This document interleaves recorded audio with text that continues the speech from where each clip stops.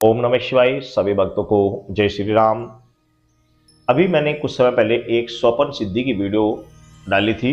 उसमें बहुत सारे भक्तों की कमेंट्स आई कि हमें माता महाकाली की कोई ऐसी साधना बता दीजिए जिससे हम स्वपन में दूसरे के बारे में या स्वपन में रात्रि में हमें दूसरे की भूत भविष्य वर्तमान या उसकी समस्या के बारे में हमें पता लग सके। तो वो जो मैंने साधना डाली थी वो स्वपनेश्वरी देवी की थी, और अब मैं जो आपको बता रहा हूँ ये माता महाकाली की साधना है स्वपन की तरह ही। इसमें माता महाकाली स्वपन में आकर बताती है।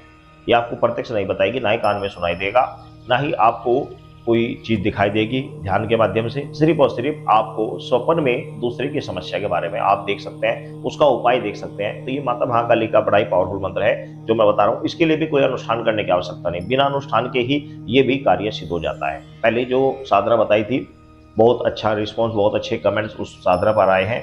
और पहले भी मैंने कुछ भक्तों को उस साधना के विषय में बताया था, कुछ भक्तों ने की, उसका रिजल्ट बहुत अच्छा था। तो यदि आपने नहीं देखे तो आप देख सकते हैं स्वप्नेश्वरी साधना, स्वप्न में बताने वाली विद्या की साधना किस प्रकार की जाती है आप देख सकते हैं। तो यह है माता महाकाली की। इसके लिए आपको करना क्या है, आपको किसी भी महीने के शुक्ल पक्ष के प्रथम शनिवार से, शुक्ल पक्ष के प्रथम शनिवार, कोई सा भी शनिवार पहले जो पड़ रहा है शनिवार से आपको ये साधना प्रारंभ कर दी है। या फिर आपने होली, दिवाली, ग्रहण, नवरात्रि इत्यादि में आप इस साधना को प्रारंभ कर सकते हैं। इसमें सेम वही प्रोसीजर, वही नियम रहेगा कि आपने सर्वप्रथम शनिवार के दिन शाम के समय, जो पहला शनिवार पड़ेगा, आपने थोड़े चावल लेने हैं, थोड़ा जल लेना है और संकल्प करना है कि मैं अपना नाम लेना, पिता का नाम लेना और बोलना है कि मैं माता महाकाली, मैं आपके इस मंत्र का, सोपन वाले इस मंत्र का मैं कंटिन्यू प्रतिदिन 3 माला जाप कर रहा हूँ। कितने दिन करना ये आपने बोलना है कि मैं 51 दिन करूंगा या 101 दिन करूंगा या 41 दिन करूंगा या 151 दिन करूंगा या 121 दिन करूंगा या 111 दिन करूंगा। उतने दिन का संकल्प आपने लेकर वह माता के चरणों में, माता महाकाली के चरणों में छोड़ देना है। उसके बाद में आपने उसी तरीके से आप बिस्तर पर आपने बैठना है,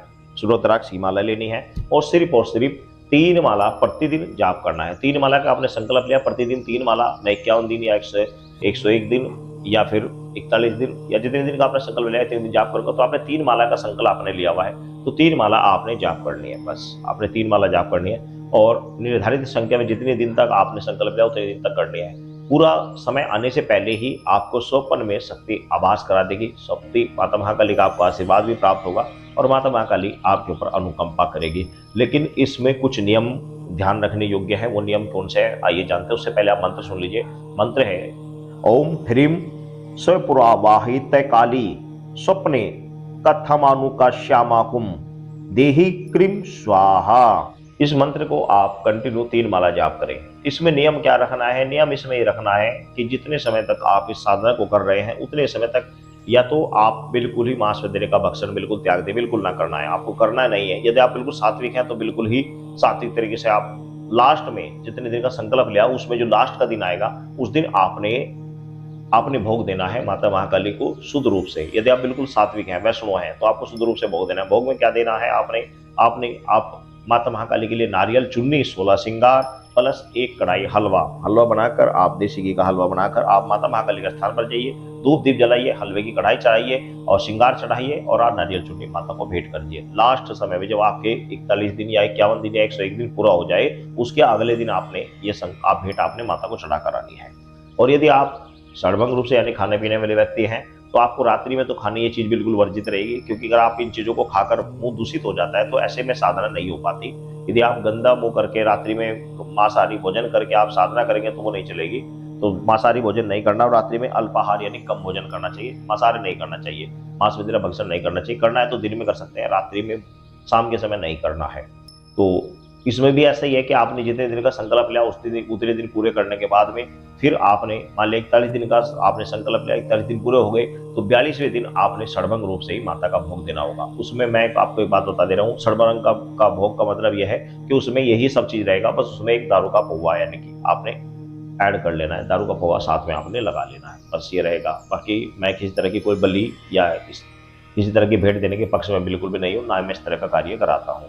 और तो ये आपने कार्य करना है। इस तरीके से आपकी ये साधना पूर्ण हो जाएगी। और आप जिस भी व्यक्ति के बारे में जानना चाहते हैं तो उसकी समस्या को, उसका नाम, उसका पिता का नाम, उसका गांव, उसकी समस्या को एक पर्चे पर आपने लिख लेना है पूरी समस्या को, और उसको आपने फिर अपनी बेड पर बैठकर 1 माला जाप करना है और माता से प्रार्थना की कि अमुक व्यक्ति है, ऐसे है, ये इसकी समस्या, ये प्रॉब्लम है, इसका मुझे समस्या का समाधान बताने की कृपा करें। क्या समस्या है, कहाँ तक, इस प्रकार जो भी आप पूछना चाहते हैं वो आप कहें और उस पर्चे को अपने तकिए के नीचे रखकर सो जाएं। उस दिन आपने ब्रह्मचर्य का पालन करना होगा, पूरी रात्रि आपने गलत कार्य नहीं करना, ब्रह्मचर्य का पालन रखना। और उसमें भी नियम यही रहेगा कि जिस बिस्तर पर आप बैठकर साधना कर रहे हैं वो बिस्तर पवित्र रहेगा, उस पर किसी तरह का कोई भी व्याभिचारी कार्य नहीं होगा जब तक आपकी साधना चलेगी। और जिस दिन आपने पूछा करना उस दिन भी आपको पवित्र रहना है, इस चीज का ध्यान रखेंगे। तो बस ये तरीका है, इस तरीके से आप साधना को करें। यदि आप ग्रस्त में हैं तो आप भोग बोलना चाहते हैं तो उस बिस्तर पर नहीं, कहीं अलग जाकर आप भोग भोग सकते हैं, लेकिन कम से कम साधना के दौरान कम से कम, वैसे तो ब्रह्मचार्य रहना चाहिए लेकिन अगर नहीं रह सकते तो कम से कम इस चीज का ध्यान रखें। तो ये साधना सफल हो जाएगी। बड़ी पावरफुल साधना है माता महाकाली की, आप इसको करें।